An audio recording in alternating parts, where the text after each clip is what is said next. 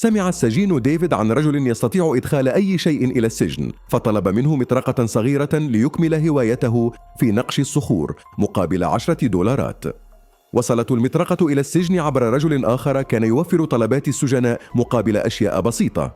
استلم ديفيد المطرقة وبدأ يجربها على الحائط.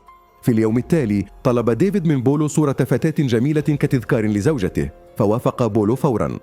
وعندما دخلت دورية التفتيش إلى زنزانته، أخفى ديفيد المطرقة خلف الصورة، فلم يكتشف الحراس شيئاً. بعد ذلك بدأ ديفيد بحفر الجدار يومياً، وكان يخفي التراب في جيوبه ليفرغه أثناء الاستراحات.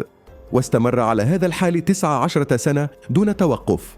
وذات يوم، وبعد أن طلب منه المدير إنهاء بعض الأوراق وتنظيف حذائه لأن ديفيد كان محاسباً وكان المدير يستغله، استغل ديفيد الفرصة فارتدى ملابسه وحذاء المدير وعاد إلى زنزانته دون أن يلاحظ أحد.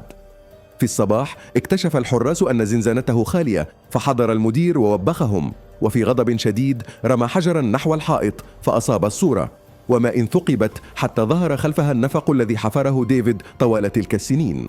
في الليلة السابقة كان ديفيد قد زحف عبر النفق حتى وصل إلى أنبوب الصرف، وبعد مجهود مرهق وسط القذارة وأصوات الرعد خرج أخيراً إلى الخارج تحت المطر ونال حريته.